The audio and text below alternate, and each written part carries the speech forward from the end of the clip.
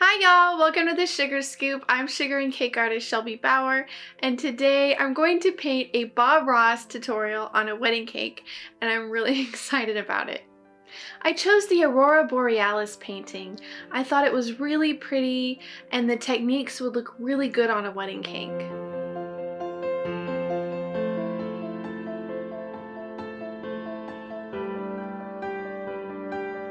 I have my wedding cake here. It's 3 tiers tall. The middle tier is obviously extra tall. It's what we call a double barrel. So I wanted to leave myself some extra room to paint. And I used Madame Loulou's deep blue fondant to go ahead and cover the entire cake. So I went ahead and did that before we started painting. I also, if you watch the Bob Ross tutorial, he tells you to go ahead and cover the entire canvas with a few different translucent colors. So what I did is I used violet, brandywine, and rose leaf dust mixed with vodka, and I went over the whole cake. The paint that I'm using today is 100% edible paint. It's by a company called Sugar Prisms. It's a powder and you mix it with water and it becomes a lot more like an acrylic. I have pre-prepared a bunch of my paints. So I have a lot of white, I have blue, black, a little bit of brown, but those are mostly the colors that we're going to be using for this cake. I'm using a foam cake board as my paint palette. I'm using a small fan brush to add the white paint to my cake. I decided to do my Aurora Borealis lights starting at the top tier and moving to that second tier.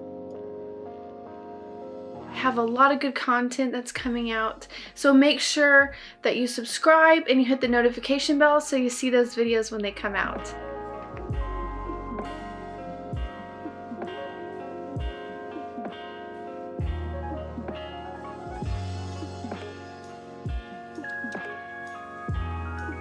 To blend the lights upwards, I did dampen my brush just a little bit to keep that paint moving because this paint dries pretty fast, not super fast, but fast enough to where by the time I had started brushing, some of it had already dried, so that vodka really helped.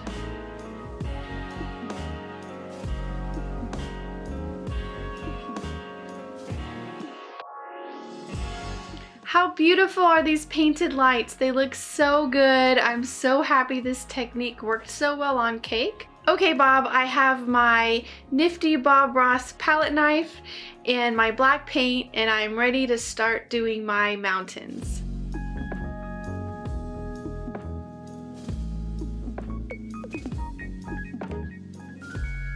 I'm now following Bob's instructions of putting the white onto the palette knife and making sure to just get a little roll.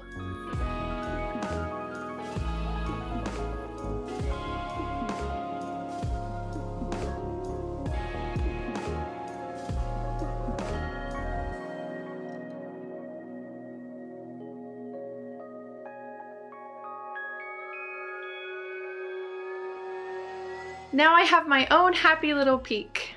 Now it's time to create that mist that he's talking about, so I did dampen my brush again and I'm blending out those lines from the mountains.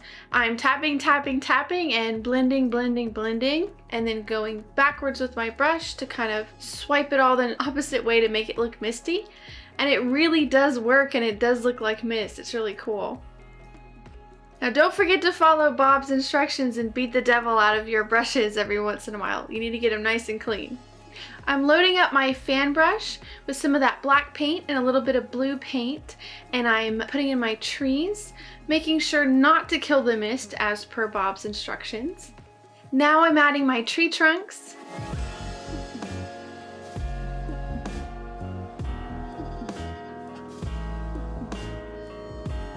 Now I'm using the white to add grass, like the grassy snow under the tree line.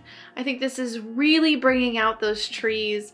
They're kind of hard to see, but that's kind of the beauty of this painting, is that it's got a lot going on and it makes it really interesting. A lot of different little layers. I am so excited about this part. This is where we will be adding our reflection on the lake of the mountains. So I'm following Bob's instructions and bringing that white paint down and then a soft brush sideways.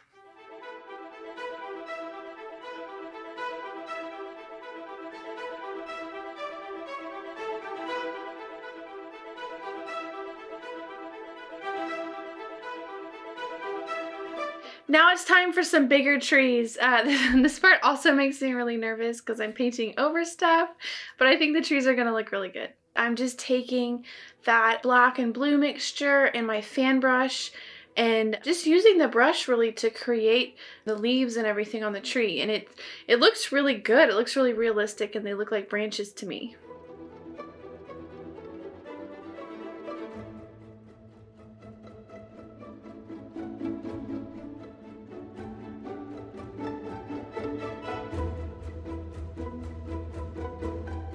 Now I'm just taking a little bit of that blue paint and some of the white and highlighting those branches to make it look like snow.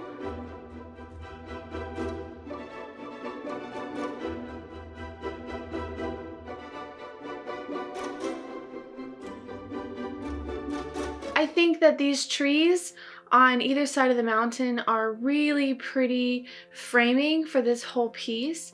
It's one of the reasons why I really liked this painting and wanted to do this tutorial.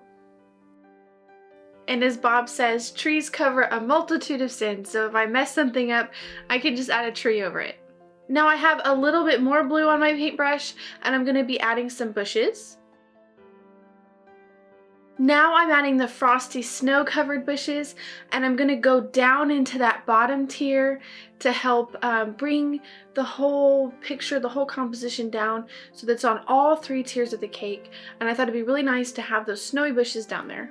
My cake is nice and chilled, so when I push with my brush into the fondant, it doesn't damage the cake.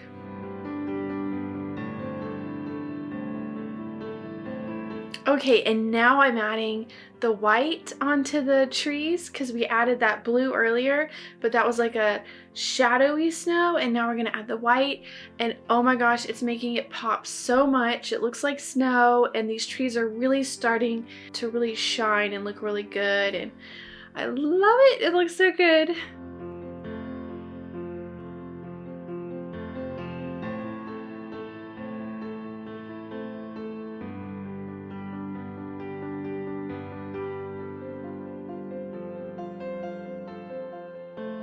Okay guys, don't hate me, but I am leaving off the cabin. It's cute, but I don't really want it on my cake. So I'm just gonna go ahead and add that snowy bank that he does. This is really hard to do at this angle with the palette knife on the cake, so I'm doing my best because I have the cake board underneath me, so I can't really get my hand the proper way. Now some more of the snow-covered bushes, and then I am adding in those twigs.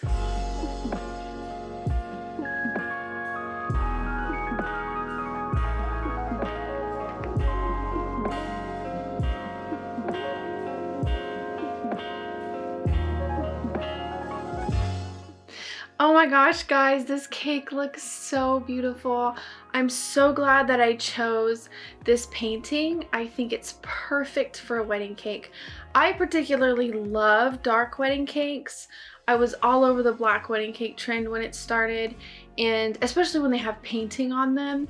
So I thought this would look so good, and I'm really excited it turned out how I hoped it would. Who doesn't love Bob Ross? He's so sweet and so quiet and calming and relaxing to watch. And he is really good. This was really hard, and it was a lot harder than I expected it to be. There were some obstacles that I was expecting to run into because I am using a food product versus using actual oil paints and canvases and all that kind of stuff. But when I actually got started, I was very impressed by Bob's skill. This is the first Bob Ross tutorial that I've ever followed, but it makes me want to do a real one on a canvas with oil paint, and I think I'm going to try that out soon. If you guys enjoyed watching this video, please like it and subscribe to my channel. I'm going to be coming out with a lot more videos really soon, so I have a lot of good content that's coming out. So make sure that you subscribe and you hit the notification bell so you see those videos when they come out. Thanks again for watching, and I'll see you guys soon.